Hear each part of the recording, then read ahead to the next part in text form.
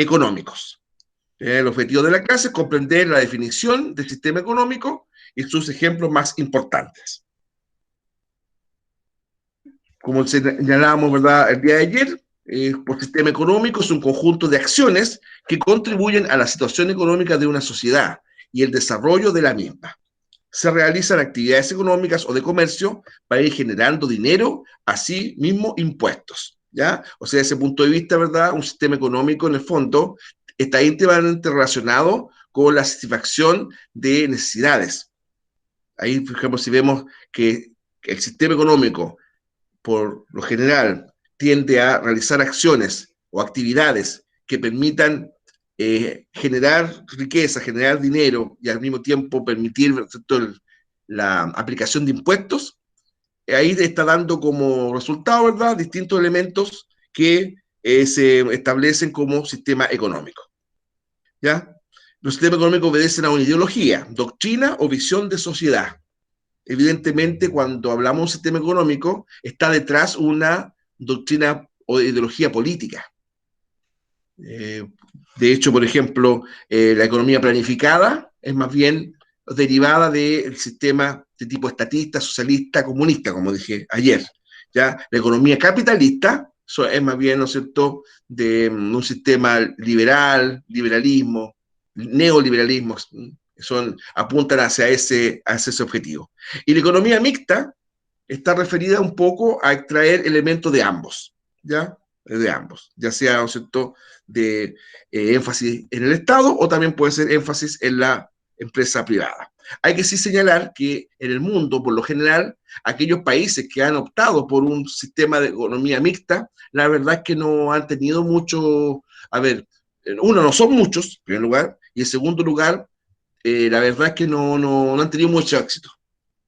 O terminan inclinándose hacia el sistema capitalista o dice llenamente hacia un sistema más bien de tipo estatista, planificado, ¿ya? Pero esos son los tres grandes sistemas económicos: economía planificada, economía capitalista y economía mixta. Ahora, para que un sistema económico funcione de manera adecuada, se necesita de diferentes elementos, como lo son las necesidades, los bienes, los servicios, ¿cierto? Eso, de hecho, es como los elementos fundamentales de la economía que dan sentido a la economía, ¿verdad? Es lo que dije recién ahí: necesidades, bienes y servicios. Ya, la actividad económica tiene que ver con aquellas actividades que generan bienes o permiten, ¿verdad?, establecer servicios. O por otra parte, la actividad económica, a partir de eso, te establece o te da los medios que te lleva a satisfacer necesidades. Ahora, el concepto de necesidad también es amplio, ¿ah? Si hablamos, por ejemplo, independiente que más adelante salga una diapositiva, yo quisiera como adelantarlo un poco eso, porque necesidad es un estado de carencia. Un estado de carencia que, de acuerdo a la economía, ¿verdad?, se debe ser satisfecho, porque de lo contrario el ser humano no da cabida a sus fines más fundamentales. El estado de carencia o un estado, ¿cierto?, de insatisfacción puede en un momento dado incluso llevar la vida. Por lo tanto, debe ser satisfecho. Ahora, siempre las necesidades también, es claro señalar, hay necesidades, ¿verdad?, primarias, secundarias, terciarias, necesidades que, por ejemplo, en primaria, alimentación, la respiración, por ejemplo. Evidentemente, esas necesidades no pueden ser pospuestas, deben ser satisfechas ya. ¿Ven? En cambio, hay otro tipo de necesidades que a lo mejor pueden en un momento dado uno diferirlas: esparcimiento, necesidades de índole afectiva. Ahora, la visión sí actual, que todas estas necesidades están más bien siendo hoy día parte de un todo, ¿eh? No como antiguamente. Bueno, los factores productivos, familia, empresas, es decir, elementos de la sociedad que generan, ¿verdad?, bienes y servicios, o que permiten el funcionamiento o la generación de bienes y servicios. Los agentes económicos, el agente económico por excelencia, ¿verdad? Bueno, el ser humano, la empresa, el Estado. Los sectores económicos son sectores, es decir, agrupación de actividades que con sus distintas características van señalando o van propiciando la satisfacción de necesidades. Por ejemplo, sector primario, sector secundario, sector terciario. ¿verdad? La diferencia es el objeto que produce o que centra su producción. Bueno, en esta clase nos referiremos especialmente a los factores productivos y a los agentes económicos, ya los tipos de sistemas económicos, ¿ya? Bueno, el primero es el que se denomina sistema económico de mercado. En la economía de mercado, que es actualmente el sistema con mayor fuerza, ¿ya? El mercado es el mecanismo encargado de determinar la producción, distribución y consumo de los bienes económicos. Recuerden que yo les explicaba, ¿verdad?, que el mercado también en un momento dado puede ser considerado como feria, ¿verdad?, como un lugar físico. Y de hecho todavía se usa eso. Las ciudades de origen colonial, ¿verdad?, de origen español, bueno, esas ciudades, además de la Plaza de Armas, del Cabildo, ¿no es cierto?, de la iglesia, de la cárcel, etcétera, bueno, contenían un mercado. Y esos mercados eran organizados por la autoridad. En ese tiempo la autoridad se inmiscuía fuertemente en el tema productivo y hay distribución de los bienes en el tiempo de la colonia, por ejemplo. Bueno, después el mercado fue ampliando su significado, ¿no es cierto? Y ya no solamente se dio el espacio físico, también el mercado podía ser referencia a como un conjunto de naciones, de países. Mercado también tuvo una significancia de tipo geográfica. Cuando hablamos del el mercado africano, el mercado, ¿no es cierto?, asiático, el mercado centroamericano, el mercado europeo, ¿ya? Es decir, ahí tenemos ya un mercado en un sentido ya más amplio. ¿Se acuerdan? Conjunto de países, por ejemplo, que compran nuestros productos. Vamos a asumir el cobre, por ejemplo. ¿Ya? De hace un buen tiempo, fines de los 80, ¿verdad? De la década del 80, el sudeste asiático, le hace Japón, le hace Hong Kong, le hace Corea del Sur, Taiwán, etc., y después China, ¿verdad? Siempre fue un importante comprador de nuestro cobre, ¿ya? Entonces, ahí podemos hablar de un mercado para el cobre chileno. Después también en la década de los 80, cuando Chile, ¿verdad?, se transforma en un país exportador de la fruta, el sector frutícola creció mucho, ¿verdad?, en la década de los 80. Distintos países, entre ellos también esos que nombré de Asia, también ellos importantes, ¿verdad?, compradores de nuestra fruta. Estados Unidos uno de ellos, lamentablemente eso se trunca con la aparición de esa famosa uva envenenada, ¿verdad?, que hasta el día de hoy siempre quedó la sospecha, lo más probable que era así, que era, ¿verdad?, fue una suerte así como de complot, ¿verdad?, internacional, porque fue muy curioso la forma como detectaron esa uva envenenada. Yo me acuerdo, eran 3 granitos de un racimo de uva blanca que se encontraron cianuro. Entonces, estamos hablando de año, me parece, 89, claro, porque ya el principio de 100 no ya había pasado ya. Entonces, imagínense, o sea, un tema pero mínimo. Y la forma como lo detectaron, ¿verdad? Quedó la sensación de que eso fue un montaje. Entonces, y a Chile fue bastante perjudicial. Yo me acuerdo después, como una gran cantidad de uvas chilenas o frutas chilenas, después no, los distintos países simplemente la devolvieron o no la quisieron, ¿verdad?, comprar. Camiones, ¿verdad?, en las villas, en las poblaciones, repartían uvas de exportación, ¿ya? Claro, regalada, si no se vendía. Era, era a modo de verdad que no se perdiera. Pero igual el daño económico fue enorme, ¿ya? Bueno, entonces dentro de un sistema económico de mercado tenemos los oferentes y los demandantes, ¿ya? El oferente o los oferentes son los encargados de ofrecer productos y servicios a cambio de una cantidad de dinero determinado, ¿ya? Y los demandantes son los encargados de comprar bienes y contratar servicios a cambio de un determinado precio, ¿ya? Eso es lo que entendemos por oferentes y demandantes, ¿no es cierto? Para cada producto y para cada servicio se establece una relación entre los oferentes y los demandantes. De esta relación sube el precio, o surge el precio, que es el número de unidades monetarias de dinero, ¿ya?, que deben pagarse por una unidad física o un producto o servicio, ¿ya? O sea, si definimos precio, la palabra precio, el concepto precio, no es otra cosa que eso. Es la cantidad de unidades monetarias o de dinero, ¿verdad?, que se debe pagar por adquirir un bien o contratar un servicio. Eso es precio. Acuérdense que yo les contaba que el precio monetario o el costo monetario, o la traducción monetaria de un costo, eso se relaciona íntimamente con el término del trueque. En un momento dado, los sistemas económicos ya no podían seguir manejando a través del trueque, ¿ya? No era factible eso, ese tema, ¿ya? ¿Por qué? Porque a ver, participante en el trueque se daba una distinta forma de valoración al producto que pretendía, ¿ya? Ahora, por ello, mientras el precio de la economía planificada es el resultado de las decisiones del Estado, en la economía de mercado el precio no es otra cosa que la interacción entre la oferta y la demanda. Entonces, eso también es importante considerarlo. La oferta y la demanda, ¿verdad? Eh, entendiendo por demandante, ¿verdad? No sé si lo leí recién, son los encargados de comprar bienes y cortar servicios, ¿eh? A un determinado precio. Entonces, esa acción, oferta y demanda, hace una triangulación con el precio. Algo lo comentaba ayer, ¿no es cierto?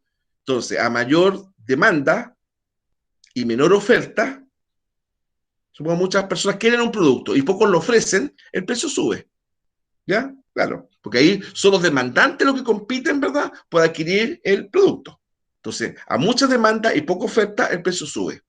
Por el contrario, cuando hay muy poca oferta y hay una tremenda demanda de ese producto, el precio baja. Porque si pocos lo quieren, ¿ya? Entonces ahí la competencia es entre los oferentes, que necesitan entregar, ¿verdad?, o generar un precio de tipo, o más bien, claro, o más bien, ¿no es cierto?, de índole barato, atractivo, conveniente, para que se pueda, ¿no es cierto?, establecer un nexo o una necesidad, ¿verdad?, de la transacción. Bueno, porque generalmente, o antaños, digamos, se decía como casi como regla económica, ¿verdad? Que buena calidad más un precio atractivo, evidentemente el productor, ¿no es cierto?, iba a tener éxito en su negocio. De tu producto de buena calidad y más encima un precio atractivo. Evidentemente le tendría que ir bien. Ahora, hay otros factores, ¿eh? Claro, porque, por ejemplo, supongamos un factor de recesión económica, o, por ejemplo, el tema actual de pandemia.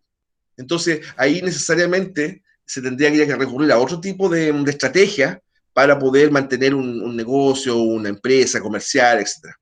Ya no solamente el precio conveniente o la buena calidad, a lo mejor de repente hacer, no sé, dos por el precio de uno, o generar, ¿verdad?, algún tipo a ver, como si uno compra un producto, por ejemplo, además de comprar ese producto, viene con un artefacto derivado.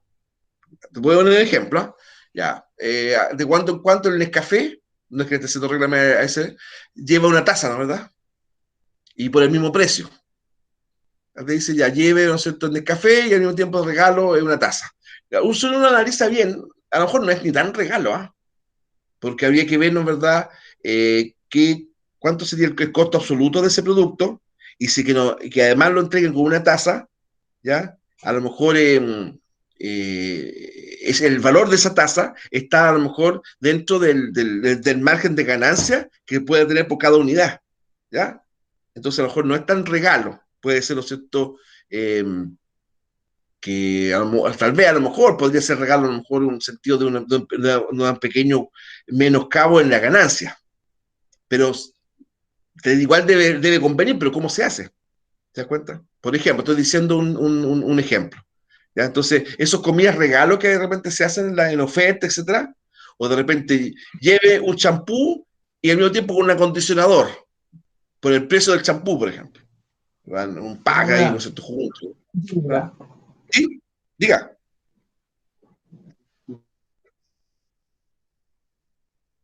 Entonces, lo más probable, ¿verdad? Claro, que el empresario, y está en su derecho en todo caso, estoy diciendo que es malo, por si acaso, ¿eh?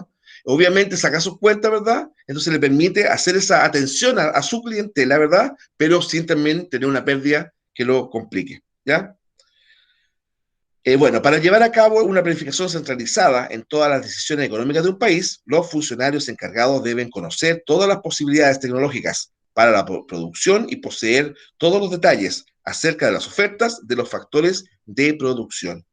¿Ya? Esta información permite a sus funcionarios elegir los productos y servicios que deben ser producidos y distribuidos. ¿Ya?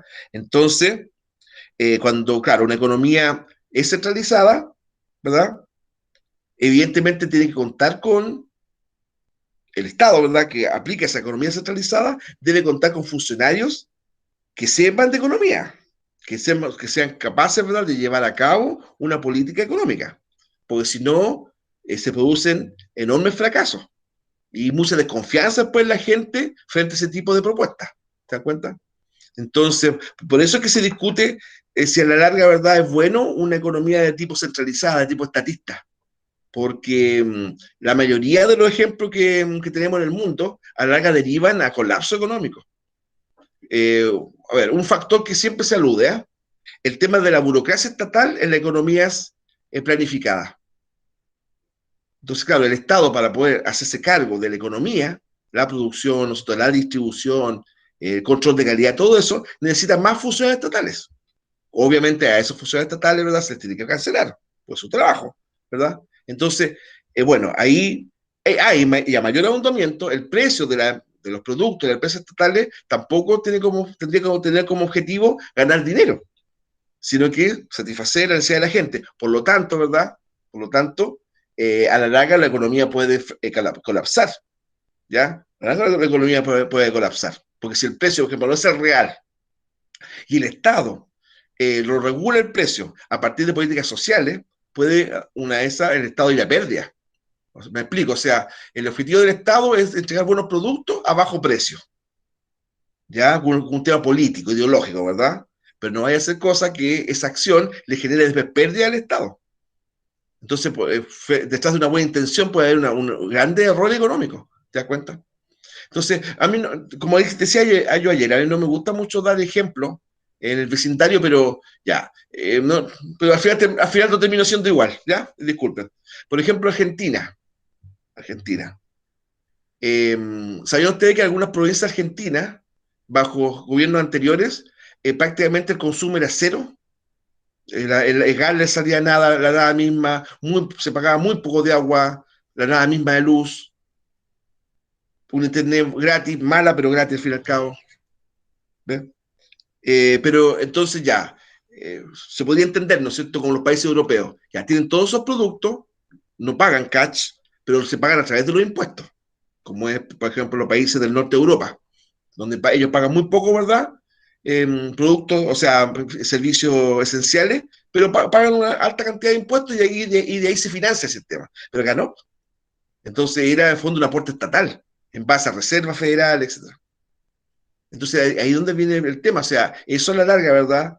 Entregar todos esos bienes y servicios gratis o casi gratis va generando pérdidas al Estado. Y en un momento eso puede colapsar o quebrar. Ahora un Estado no puede ir a la bancarrota o a la quiebra, ¿no es cierto? Porque, o sea, Dios nos libre, o sea, como si el Estado de uno quiebra, pero ocurrió que sí. Entonces ahí es donde surgen los problemas sociales que yo ayer les comentaba, ¿ya? De repente, por ejemplo, cuando un Estado pretende enfrentar a la cesantía creando artificialmente puestos de trabajo, por ejemplo, no naturales. Entonces, para mostrar números, ¿verdad? Donde hay poca cesantía, se crean puestos de trabajo artificiales. Puestos de trabajo artificiales. Como también pasó en Chile. Claro. Si alguno de ustedes se acordará, que según usted tiene más edad, ¿verdad? Así como yo, se acordará, o se lo habrán contado a sus familiares muy mayores, el famoso PEM y el POG del régimen militar, que eran empleo irrisorio. Grupos de cuadrillas de personas, ¿verdad?, desmalezando lugares, y a veces, por ejemplo, ya habían terminado la faena, y el día siguiente iban al mismo lugar donde ya habían desmalezado y no hacían nada, pero tenían que ir porque si les pagaban el día o les pagaban la mañana. Claro, el PEM, Plan de Empleo Mínimo, y el otro era el POJ, Plan Ocupacional Jefe de Hogar, que era en el fondo una cesantía disfrazada, porque después el sector del gobierno, ¿verdad?, mostraba esas cifras, esto ocurrió en Chile, ¿verdad? Entonces no es que nosotros tenemos controlada la cesantía, ¿verdad? Porque tenemos toda esta gente trabajando. Claro, pero eran trabajos inventados, no trabajos naturales. Entonces, vuelvo a mi idea inicial. En general, ¿verdad? La mayoría de estos sistemas. Claro, en el papel pueden sonar muy bien. Excelente. Es decir, la teoría resiste mucho, el discurso resiste mucho. Si el tema es cómo llevarlo a cabo. Ese es el problema. ¿Ya? Pero de todas formas, de igual manera, ha habido buenas experiencias, no todo ha sido malo, ¿eh? Ha habido buenas experiencias, estados como Nueva Zelanda, en su momento todo Israel también, ¿verdad? Algunos países europeos, tal vez con Holanda, Bélgica, de poblaciones un poco menores, en donde hay, a lo mejor ya hay una cultura del consumo, lograron, ¿verdad? De verdad elevar el nivel de la población sin recurrir a políticas demasiado estatistas, sino más bien mixta, ¿eh? Sino más bien mixta. Bueno, es una discusión eterna, que no se va a acabar con esta clase por si acaso. No se pretende agotar el tema con esto, sino que solamente plantear elementos de juicio para que a la larga, bueno, decidamos, bueno, qué Chile queremos, cuál va a ser el énfasis. ¿Ya? Ahora, el sistema mixto se refiere a un modelo económico que recurre al mercado para asignar los recursos, ¿ya? Pero en que el Estado interviene para regular su funcionamiento. Incorpora elementos de la economía de mercado libre y de la economía planificada, o una propuesta en la que coexistan la propiedad privada del capitalismo y la propiedad colectiva del socialismo, en general no exclusivamente de forma estatal o pública, a fin de incluir en un sistema económico consideraciones sociales más amplias, por ejemplo, ética, justicia social, bienestar social, gestión sustentable del medio ambiente, etc. Bueno, el sistema mixto generalmente hace énfasis en eso, ¿eh? Y también de alguna forma el sistema colectivista o estatista, ¿verdad? En general, estos sistemas apuntan un poco a cortar la brecha entre los que tienen más y los que tienen menos, ¿verdad? Cómo desde la respectiva realidad de todas estas familias, ¿no es cierto?, grupos de familias, cómo se puede aportar a la causa común. Una de ellas son los impuestos progresivos, ¿cierto? Que hay una proporción entre recursos, impuestos e ingresos. Entonces hay una proporción. Pero eso no es siempre así. El IVA, por ejemplo, es un impuesto regresivo. Afecta más al que tiene menos. Me explico, por ejemplo, ya usted va a comprar un LED. Si tú quieres cambiar el televisor que tiene su casa, ¿verdad? Por uno más moderno, o el Smart TV, que está más de moda ya. ¿Ya? Usted sepa que una parte del precio que usted está pagando no es de lo que vale el producto, es el IVA. Es el IVA, ¿no es cierto? ¿Cuánto es el IVA? ¿Alguien se acuerda? IVA, ¿cuánto es el porcentaje que uno paga por IVA del precio verdadero? 19%. 19, sí. El 19%, muy bien, ¿no es cierto? Correcto. Muy bien, 19%. Entonces, de un producto que debería costar 100 pesos, a uno le cuesta 119, ¿verdad? Porque hay una parte, ¿verdad?, que uno cancela. Perfecto. Entonces, ¿cuál es el objetivo de eso? Que con esa plata que uno se paga, ¿verdad?, el Estado toma esos dineros y lo emplea en obras sociales. ¿Ya? Ese es el objetivo de todo impuesto, ¿eh? Bueno, pero el problema está que el ejemplo del IVA afecta más a los sueldos más bajos, porque ese LED que usted sí quiere comprar, ¿verdad? Y por ende ese IVA que usted está pagando, ¿cierto? Bueno, un multimillonario va a pagar lo mismo. Un señor, no sé, que duerme en puros billetes, ¿verdad? También paga el 19%. Entonces ahí se demuestra que el IVA es regresivo, que afecta de mayor forma al que tiene menos. ¿Ya? Profesor, Sí, dígame. pero la diferencia es que la persona que compra, no sé, un empresario parecido que compra, que factura, tiene Claro, devolución de IVA, uno tiene no. devolución de IVA, y uno no, exactamente. Claro. O aquella persona que es capaz de comprar precio al por mayor, ¿verdad? No sé, pues supongamos, que ahí tendríamos que tener más plata, más capital, ¿no es cierto? Ya supongamos, ¿verdad? Uno compra tal producto al detalle. Entonces otra persona que a lo mejor a la vez comerciante, pongámosle, ¿verdad? Compra eso mismo, pero más. Por unidad va a pagar menos, ¿verdad? Y al mismo tiempo, si se dedica a eso, va a obtener ganancias. Entonces, claro, hay maneras como eludir eso. ¿M? Pero la norma general es que el IVA es regresivo. Entonces, o de repente, que no todo producto pague IVA. Que no todo producto pague IVA. Por ejemplo, ahí dicen que, hay personas que dicen, por ejemplo, quitar el IVA a los libros, por ejemplo. Entre países hoy día se venden muy pocos libros, ¿eh? Por este tema del Internet, ¿ya? Hay muchas versiones descargables, etc. Pero todavía, sépanlo, usted de repente para un regalo, todavía hay gente que regala libros, ¿no es cierto? Con bonito, una novela. ¿Ya? Usted está pagando un IVA por un libro. Entonces, se propone determinados productos, que puede ser el del mundo de la cultura, no pagarlos, o productos más bien esenciales, o a lo mejor, por ejemplo, ciertos productos de carácter familiar esencial, básica, a lo mejor rebajar el IVA, no pagar un 19%, pagar menos. Entonces, ¿por qué? Claro, porque, vuelvo al mismo ejemplo, una familia, ¿verdad?, de escasos recursos, la mayor parte de sus ingresos va a ser en alimentación, ¿no? ¿Verdad? Claro, obvio, porque es la primera necesidad. ¿No? Por ejemplo, no sé, una familia que con suerte hace 200.000 pesos mensuales, ¿verdad? Que gran parte de eso se le va a ir en alimentación y consumo en la casa, haciendo malabares. ¿Para qué estamos en cosas? Entonces, la propuesta, ¿verdad? Que esto ha pasado para el gobierno y de todos signos, ojo, no estoy poniendo el énfasis ni en uno ni en otro. Se ha solicitado que también los productos de primera necesidad, es decir, que afecta de mayor fuerza a que tienen menos, ¿verdad? Como es la alimentación, ¿no es cierto?, etcétera, vestuario, se rebaje el IVA. Claro. Entonces, no sé, porque si yo compro un kilo de porotos burros, ¿verdad? A lo mejor por ese kilo de porotos burros, en vez de pagar un 19% de IVA, pague menos. Yo no digo que no pague, no estoy diciendo que no pagar, ¿ya? Pero sí menos, porque es de primera necesidad. ¿Te das cuenta? Son propuestas, muchachos. El tema está de que es difícil que de repente se eliminen los impuestos o que un gobierno lo asuma, porque evidentemente eso le entra menos al Estado. No estoy hablando de que le entra menos al ministro de Hacienda o al presidente, no, al Estado le entra menos recursos.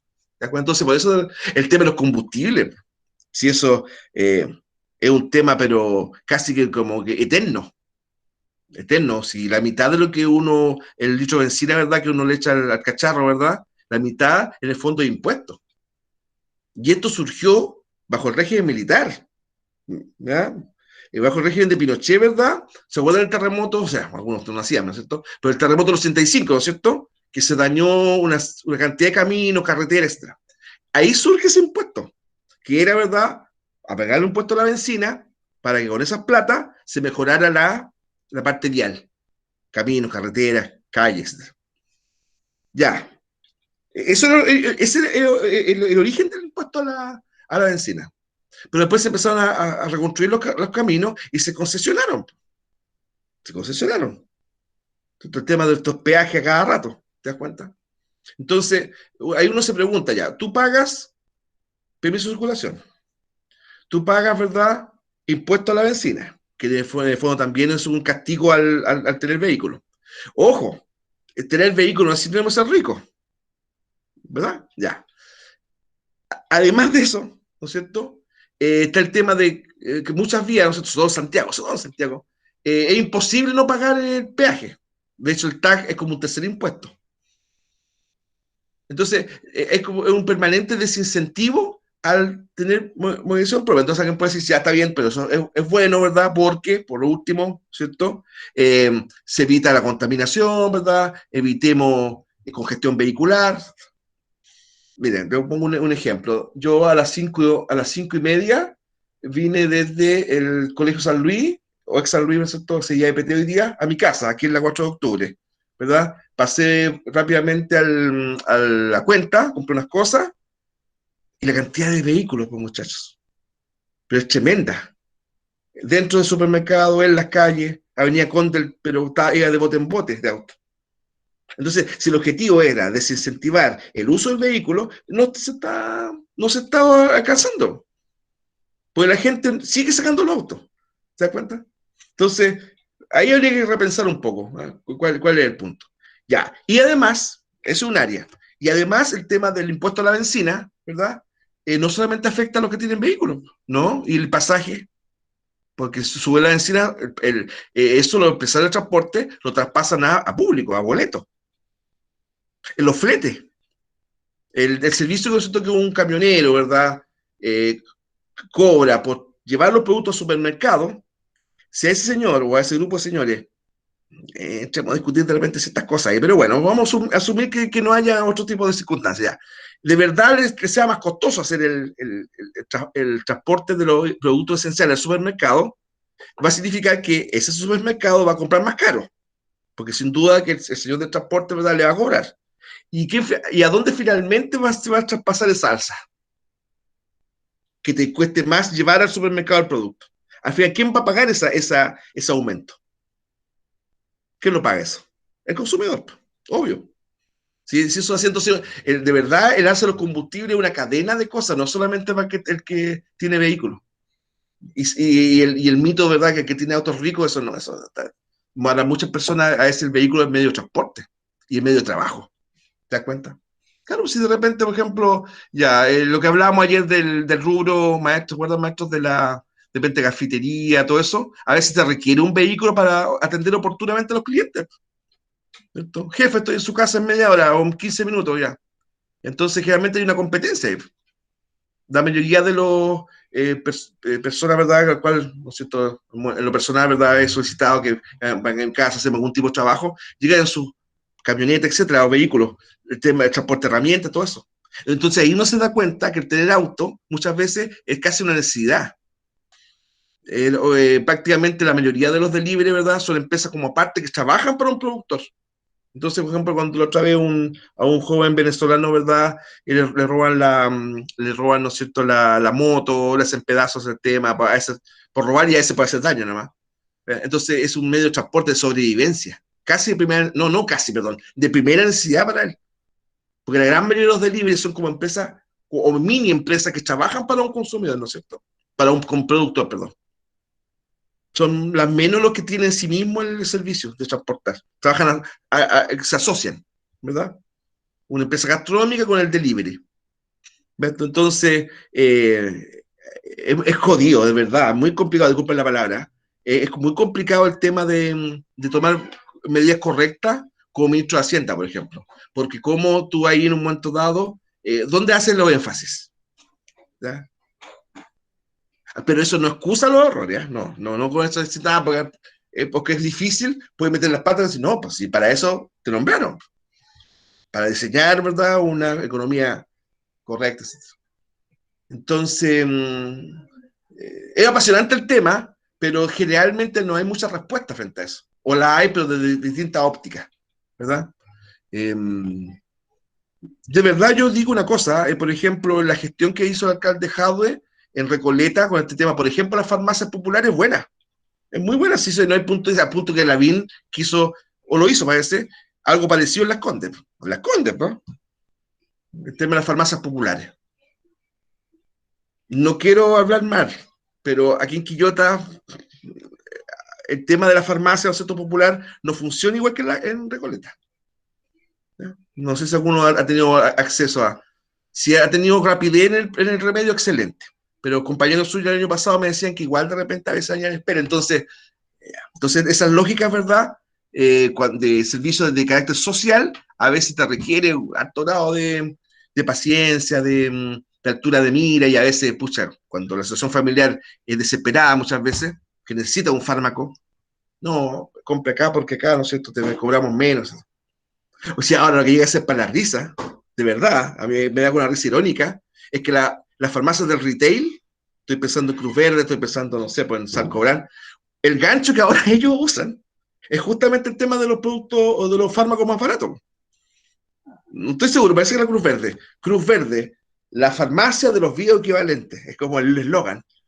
¿Cuántas décadas? Pero décadas. Lo hicieron leso con el temita de los bioequivalentes, cobrándonos hasta 4 veces más lo que vale una caja de analgésico. Pero ahora el gancho es eso, ¿no? La farmacia de los bioequivalentes. Sí, hay precios que han bajado, ¿verdad? Yo soy enfermo crónico del corazón, ¿verdad? El 2010 me dio un infarto agudo al miocardio y por eso hay productos farmacológicos que tengo que tomar paciente. ¿Ya? Y de verdad, el valor de la receta, se lo digo incluso en la Cruz Verde o en la Sacobran, bajó. ¿Ya? Son 5 remedios que me tengo que tomar diarios. ¿Ya? Yo no le doy mucha bueno en todo caso, los tomo, ¿no? ¿Ya? Pero antes, por ejemplo, esa receta, su origen, ¿verdad? Era más o menos como entre 85 y 90 lucas. Hoy día menos va, de verdad menos, bajó bastante. Entonces uno se pregunta, ¿cómo? Entonces era factible venderlo más barato. Porque yo no he visto ninguna Cruz Verde que se haya cerrado. Está lloviendo. No, se largó, qué bueno. Está lloviendo fuerte aquí, muchachos. Yo no Sí, conozco acá ninguna ya. Cruz Verde que se haya cerrado. Díganme. Opinen nomás, peleemos juntos, eso es lo bonito. ¿Alguno de ustedes, por ejemplo, tiene, o ustedes mismos, pariente, por ejemplo, que tienen necesariamente que comprarse remedios mensuales, por ejemplo? Han tenido que recurrir, por Yo ejemplo, misma. a hospital, con consulta, farmacia popular, No esas cosas. tengo que tomar un remedio de por vida.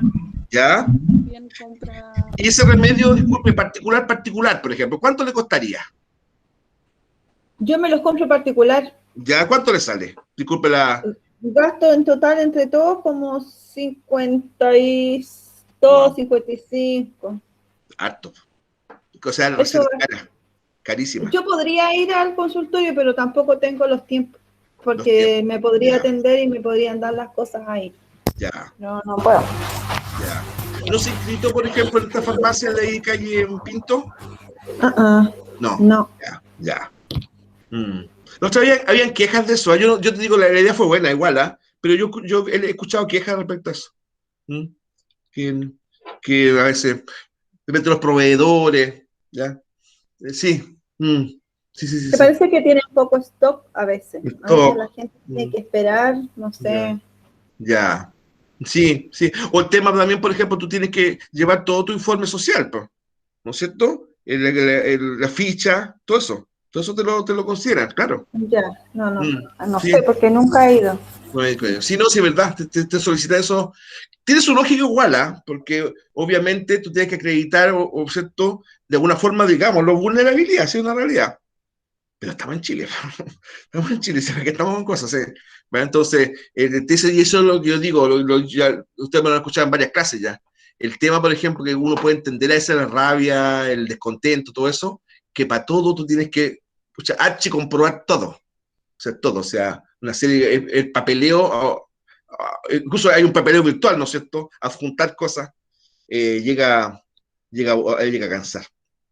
Una vez yo estaba en Quintero, veraneando, ya entonces mi hija más chica, en ese tiempo, bueno, todavía, digamos, pero había salido bajando un poco el nivel, tenía que nebulizarse, ya, porque tenía cuadro asmático, y era necesario, por ejemplo, puff, ya, con salbutamol. Usted sabe que el salbutamol es con receta retenida o exhibida, porque a veces lamentablemente se usa a veces para drogarse, ¿verdad? El salbutamol, esos jarabes y cosas por el estilo, pareció. Bueno, en pediatra nos dio una receta permanente, porque obviamente en un momento dado nos iba a estar ubicando, pero de esto ya. Entonces, pero cometí un error el doctor, lo malo, hasta el día de hoy me acuerdo. Eh, que ya la receta de salbutamol para Paloma Calderón Escobar, ¿no es cierto? Para la cantidad de tiempo, ya. Entonces con esa receta podía ir a comprar. Y voy a comprar y se lo paso al dependiente. Estaba en Quintero, ahí en la calle principal de Quintero. Caballero, me dijo, no le va a poder vender. ¿Pero por qué? Le dije yo. Era más encima primera vez que yo usaba esa receta, ¿va? No le va a poder vender, me dijo. Entonces, ¿pero por qué? No, lo que pasa es que aquí el doctor se equivocó, po. No me diga, le puso otro remedio. No, me dijo. Lo que pasa es que el médico le tiene que colocar el número de cajas. Ah, pues le dije yo, pues yo necesito una. No, pues me dijo. Es que ahí el doctor le tiene que haber colocado una caja de salbutamol.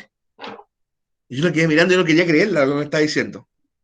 ¿De verdad que no me puede vender? No, no le puedo vender. Chuta. Me devolvió, si era con receta exhibida, no retenía. ¿Ya? Estaba ¿cierto? Ahí la mamá de mis hijas, ¿verdad? Y se los prometo, se lo juro, no para hacerme el héroe, ni mucho menos, que en mi vida lo que menos tengo es de héroe. Pero se me propone un poquito a mí. ¿Qué es lo que hice? No, disculpen, no me honra contárselo. Puso el uno. Yo puse con mi letra, ¿ya? Y con los que, mira, una caja, tratando de imitarla a ese doctor. Y obviamente fui a otra farmacia, no tan tonto para ir a la misma. Y en 5 minutos me la vendieron, pues. Entonces, ve, pues. Entonces, eso realmente uno dice, a ver, ¿cómo en nuestra sociedad se complejiza? Ya. A lo mejor es verdad, no, si yo lo que está diciendo el dependiente es correcto, si el joven ahí está en la razón, si al doctor le faltó poner una caja ahí, o lo que fuere, ¿ya? Pero por último, ya explíqueme todo el tema, ¿verdad? Pues yo necesitaba una, si estaba claro que, incluso parece que entramos con mi hija ahí, que no íbamos a utilizar ese butamol para metérmelo por la nariz, pues como en un programa se mostraba en Santiago eso, que hacían eso. Por eso después se empezó todo el tema con Puff se empezó como a poner problemas para venderlo por este temita, ¿ya? Entonces aplique criterios, ese es el tema. Si uno nos dice que nos saltemos constantemente las normas, no, las normas están para ser cumplidas, evidentemente que hace, pero apliquemos criterios. Si veis una familia, ¿no es cierto?, con una chica, ¿no es cierto? Pero bueno, al final justamente lo que usted me dijo, yo tomé, ¿verdad?, un lapicito, yo le puse una caja, tratando de invitarle al doctor y no se fue más, me la vendieron en 5 minutos. Entonces, ¿ven? Entonces todos son elementos, ¿verdad?, que tienen que ver con la economía y que de alguna forma también afectan la vida cotidiana. Hemos hablado de estas cosas ahora, que los peajes, que la benzina, que tanta cosa, ¿eh? Bueno, dentro de los factores productivos, ya está el factor tierra, el factor trabajo, el factor capital, ¿verdad? El factor tierra, más allá del suelo mismo, ¿verdad?, en términos genéricos, el factor tierra designa a todos los recursos de origen natural, tanto los elementos bióticos, especies vivas, animales, vegetales, como abióticos, minerales e hidrocarburos. Por ejemplo, el hidrocarburo sería el gas natural, el petróleo, que permiten satisfacer necesidades humanas. Los puntarenenses, por ejemplo, me parece que lograron ahí una batalla que ellos ganaron. Era ciertos combustibles que para ellos les están absolutamente necesarios por el tema de la calefacción, por ejemplo, indispensable en Punta Arenas y la zona contigua a Punta Arenas, ¿verdad? Lograron que el Estado les bajara impuestos a ciertos tipos de combustibles, porque ahí de verdad es de primera necesidad. No es como, no sé, por decir, ¿no es cierto?, calefacción, ¿verdad? No es un lujo, no es un lujo. ¿Ves? Entonces, elemento, ¿verdad?, factor tierra. Pueden ser vivos o no vivos, ¿verdad? Animales, vegetales, minerales e hidrocarburos. Ya, pero ojo, para que sea factor productivo, por eso lo pusimos en negrita al final, que permiten satisfacer necesidades humanas. Eso es clave, no solamente que exista en la naturaleza, ¿ya? O sea, si una especie viva, no sé, pues se le faena su carne, ¿verdad? Un ave, no sé. Bueno, y al mismo tiempo después se transforma en alimento humano, o para el ser humano, ¿verdad? Ahí sería un factor o un recurso productivo. Factor trabajo es la actividad humana que contribuye a la generación de bienes y servicios dentro de una economía. Tradicionalmente se dividía en dos tipos de trabajos principales, el físico y el intelectual, como decía yo ayer, ¿verdad? Sin embargo, hoy se piensa que existe una lógica combinación y complementación entre ellos. No es tan, la división entre trabajo intelectual y trabajo físico, por ejemplo, no es tan rígida, ¿verdad? Obviamente hay ciertos componentes que dominan, por supuesto, pero o incluso dentro del mundo artístico, es un trabajo, ¿verdad?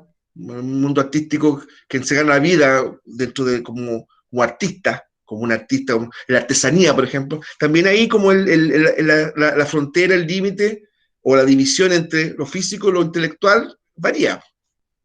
Porque hoy día los entendidos indican que, a ver, lo artístico no necesariamente es algo intelectual puro, digamos. No, la creatividad, ¿no? Entonces, pero incluso si lo fuera, aunque lo fuere, ¿verdad?, también te implica muchas veces un desgaste físico evidente, ¿verdad? Voz. El tema, por ejemplo, de saber utilizar la voz, está claro en determinadas profesiones. Ni hablar de profesores, pero no solamente profesores, sino que en general, que trabajan, ¿verdad?, con personas, existen cursos, con seminarios, algún tipo de elementos que te permiten, por ejemplo, trabajar con la voz, ¿verdad? Factor capital es el conjunto de recursos, bienes y valores disponibles para satisfacer una necesidad o llevar a cabo una actividad definida y generar un beneficio económico o ganancia particular. Y está estrechamente relacionada con el comportamiento de las personas que intervienen en ese aspecto. A menudo se considera a la fuerza de trabajo como parte del capital. Y entonces qué importante, ¿eh?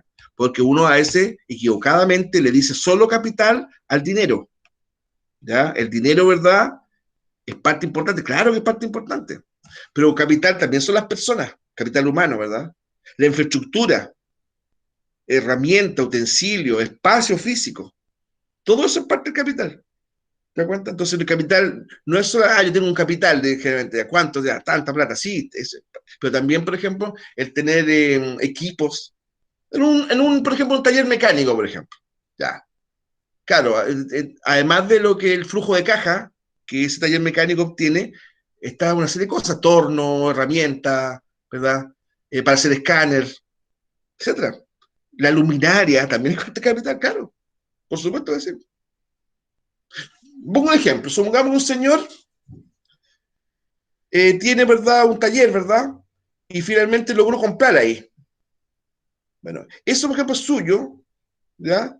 No está pagando arriendo y puede a futuro, ¿verdad?, además incrementar su capital si lo vende, ¿no es cierto? Entonces, eso se demuestra que el espacio físico también es un tipo de capital y muy importante, ¿verdad? Entonces, capital va más allá que la plata, siendo importante el dinero, obvio. No, como alguien decía una vez, con plata se compran huevos, bueno. Entonces, va por ahí, pero va más allá el factor capital. ¿Mm? Y también es importante, el capital genera otros bienes, genera beneficios, genera ganancias, etcétera. ¿Mm? De hecho, antiguamente, en la antigua definiciones de economía, ¿verdad?, se decía el bien de consumo, bien de capital. ¿Ya? El bien de consumo que satisface de forma directa una necesidad. En cambio, el bien de capital es aquel bien que genera otro bien que sí satisface directamente una necesidad. Es el bien de capital, ¿no? Las herramientas serían una forma de eso. Una señora tiene un taller de costura, por ejemplo.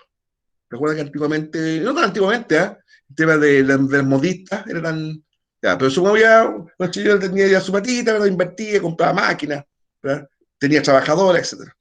Entonces, en ese taller de costura, el capital de esa empresaria, ¿verdad?, es todo lo que he nombrado, partiendo por sus operarias. ¿Mm? Partiendo por sus operarias. Capital humano. Bueno, el factor productivo también tenemos la tecnología. Es la aplicación de la ciencia a la resolución de problemas concretos. Constituye un conjunto de conocimientos científicamente ordenados que permiten diseñar y crear bienes o servicios que facilitan la adaptación al medio ambiente, así como la satisfacción de las necesidades individuales esenciales y las aspiraciones de la humanidad. O sea, es bastante macro, o puede llegar a ser macro, la definición de factor tecnológico o factor tecnología, ¿ya? Entonces, ¿verdad?, la tierra, el capital, el trabajo y la tecnología. Esos 4 factores, ¿no es cierto?, permiten, en el fondo, dar vida, generar el circuito económico. Y ojo, de repente el factor tecnológico no es solamente los dispositivos, no es solamente la máquina. Dentro del factor tecnológico es el conocimiento. Conocimiento. Por eso es lo que yo les decía yo ayer, y ustedes me dan también su experiencia de sus respectivos trabajos. Hoy día, en la mayoría de los trabajos, tú constantemente te tienes que certificar, acreditar certificación, que estás renovándote, que... Y de verdad, en ese sentido, hay harta oferta de cursos, de los distintos, por ejemplo, empresas estatales ofrecen capacitaciones dentro de tu rubro. ¿Ya? O sea, tú te manejas, ¿verdad?, en albañilería, por ejemplo. ¿Ya? Tú te manejas en gastronomía, ¿verdad? Yo tengo una alumna en mi curso de la mañana, el tercer nivel básico de la mañana, que ella, bueno, tenía su emprendimiento familiar, ¿verdad? Después se metió en estos cursos y emprendió ya gastronomía casi un poco a nivel como más bien empresarial o semi-empresarial, ¿ya?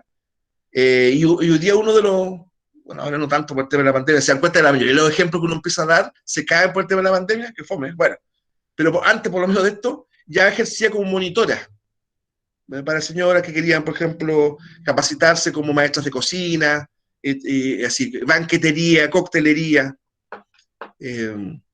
y te dan tu cartoncito, obvio, sí, que acreditar que tú ya, no solamente porque aprendiste el oficio, haces un buen producto, sino que estudiaste ese producto, o esa especialidad, ¿verdad?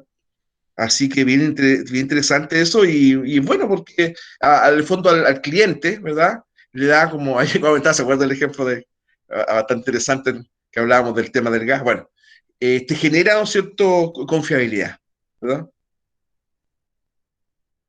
Y la competencia justamente por capturar clientela es bastante fuerte, sobre todo cuando hay mucha oferta, sobre todo cuando hay mucha oferta. De hecho, por ejemplo, una de las cosas que se hace énfasis, ¿verdad?, a lo mejor si algunos de ustedes han hecho cursos al respecto, es el trato, como el trato del cliente, a la clienta, ¿verdad?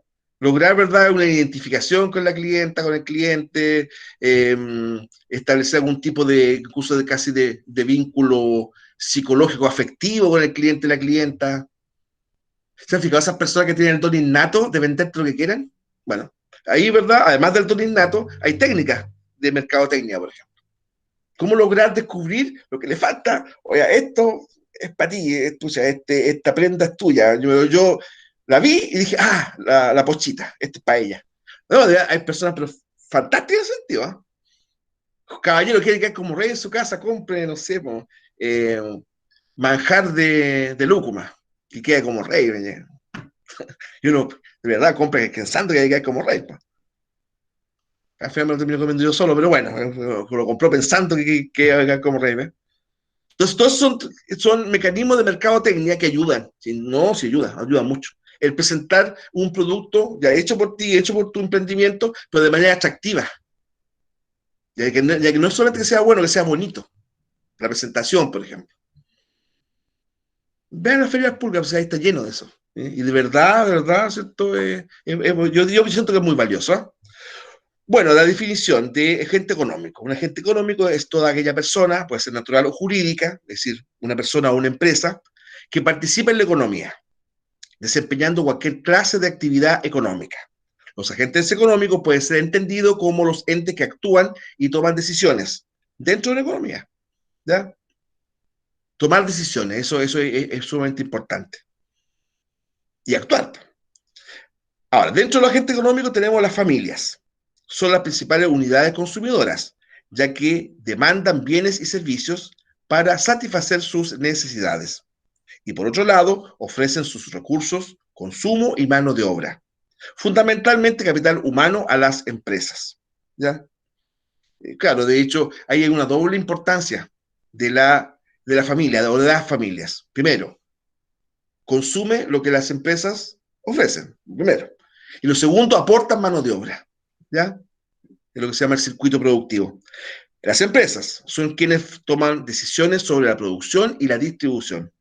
La función básica de la empresa como agente económico es la de producir los bienes y servicios que van a ser demandados por las economías domésticas o familiares. Junto a esto, una empresa debe buscar sacar el mayor provecho o beneficio utilizando eficientemente los recursos de que disponen para producir los bienes y servicios de la forma más rentable. Claro, es evidente, pues si claro, ¿cierto? Una empresa igual tiene un rol social, ¿verdad? Dar trabajo, etcétera. Pero está claro que una empresa necesita generar ganancias, porque si no, a la larga no tiene como sentido, a menos que sea una empresa de carácter público, estatal, ¿verdad? Que el objetivo en sí mismo no es ganar plata, sino que por último mantenerse, ¿cierto? Y generar más bien, o dar satisfacción a necesidades de las personas. Pero incluso en ese caso, por lo menos debes generar el mínimo de recursos que te permita mantenerte. Incluso en el sentido campo de una empresa pública. ¿Ya? Ahora, el Estado es un agente económico importante, sí. El Estado es un agente económico cuya intervención en la economía es más compleja. Por una parte, el Estado acude a los mercados como oferente y como demandante. Al igual que la familia, es propietario de factores productivos que ofrece a las empresas, de las que también demanda gran cantidad de bienes y servicios. También le corresponde generar normas legales y políticas que facilitan el desarrollo de la economía. Claro, porque también el Estado ofrece cosas. El Estado puede actuar como oferente, productos, ¿verdad?, generados por el Estado. Y si incluso se lo ofrece a las mismas empresas, tal vez a precios sociales, ¿ya? Porque ahí el Estado, ¿qué es lo que le necesita? Que la empresa, ¿verdad?, subsista, se proyecte para que dé trabajo. Porque, sepan, los empresarios no asumen costos políticos, ¿no? Si, por ejemplo, supongamos, en nuestro país, la gran mayor parte de los trabajos en Chile los dan las empresas privadas. Ya, pero si sube la cesantía, supongamos que haya cada vez más personas cesantes, la empresa, la banca privada, por ejemplo, no tiene costo político, ¿no? Porque su rol no va por ese lado. El costo político se lo lleva el gobierno, o los gobiernos. Entonces ahí es donde justamente está la interacción entre Estado y empresa. ¿No? El fondo es un complemento. Ahora, también el Estado a las empresas les compra cosas. Claro, de repente, y ahí es donde viene el concepto de las concesiones, ¿verdad? Empresas que trabajan para el Estado, Supongamos, por ejemplo, son contratos millonarios, eso hay que decirlo, y es lógico. Supongamos, por ejemplo, que hay empresa textil que de alguna forma provee de uniforme a nuestras Fuerzas Armadas, por ejemplo. Tengo ese ejemplo. O todo el tema alimenticio de la Junaev, porque la Junaev en sí mismo no, pero la Junaev es una oficina. La Junaev en sí mismo no hace el almuerzo, sino que contrata a personas, ¿verdad?, que van a licitaciones y que ganan, ¿verdad?, para proveer de almuerzo para la Junaev. ¿Ya? O el tema de los útiles escolares que entrega muchas veces el Ministerio de Educación, ¿no es cierto? Todo eso son concesiones, ¿verdad? Entonces también el Estado compra a los particulares productos con un sentido social. Con un sentido social. ¿A usted alguno de ustedes les llegó la lechuga hidropónica de la Junaed por niños? Que incluso también hubo un tipo de meme al respecto. Que la Junaed en un momento dado empezó a repartir entre como una pequeña canastita familiar para el niño, ¿verdad? Venía una lechuga hidropónica. No sé si a alguno de ustedes les llegó. ¿No lo vieron? Bueno, no, que ustedes saben, el chileno no bromeamos por cualquier cosa, ¿cierto? Y yo leí bromas al respecto de la sí. Lo cual no está malo, pues sí, es incentivar, ¿verdad?, la buena alimentación, ¿no es cierto? Por el tema de la lechuga hidropónicas en una canasta familiar, no familiar, no, pues individual, claro, de la Junaed, sí, yo lo vi en alguna oportunidad. Bueno, el agente económico, ¿no es cierto? Eso es un muy buen esquema, ¿verdad? Agente económico, familias, consumo, empresas de producción, sector público. Ya el sector público interviene en la economía y el bienestar de la sociedad. Entonces, el objetivo del sector público, más que ganar dinero, más que lucrar, ¿cierto?, es eso, intervenir en la economía para asegurar el bienestar de la sociedad. No puede no ganar nada, porque eso le va a implicar ver desaparecer empresas públicas, pero el nivel de ganancia tiene que ser lo suficientemente para subsistir, que es lo que a veces se critica en alguna empresa estatal. Un ejemplo, Banco Estado. Cuando en una oportunidad aplicó, claro, durante un buen tiempo no aplicaba comisiones y de repente la aplicó de una. Gente que fue a ver su cuenta RUT y tenía, o no tenía plata o tenía sendos descuentos, porque el Banco Estado aplicó de una, ¿verdad?, todas las comisiones. No, si está bien que cobre, si toda transacción implica un costo, si uno sabe que si uno maneja tarjeta, te van a cobrar el tema. Pero esa vez fue sorpresivo y hubo mucho malestar, porque supuestamente, o no tan supuestamente, ¿eh?, es un banco con criterio social, ¿ya? Así que bueno, ahí les dejamos, ¿verdad?, esta ejercicio de aplicación, ¿no es cierto? Todo basado en el mismo Power, ¿ya? Y aquí, como ya me han llegado algunas, tenemos las preguntas esenciales, ¿cierto? Así que de la clase. Que se entiende. Estos son breves, ¿eh? No es necesario que ustedes hagan medio testamento. Ya no breves, sino que se entiende por sistema económico, una definición, 5 elementos que intervienen en la economía, ¿verdad? Un sistema económico, palabras nomás. ¿Y qué se denomina mercado? Aquí, ojo, mercado como el sentido macro, como, ¿no es cierto?, como conjunto de transacciones, cosas internacionales que intervienen en la economía. ¿Ya? Eso pues, muchachos y muchachas. Amén, no la lluvia. Ahí.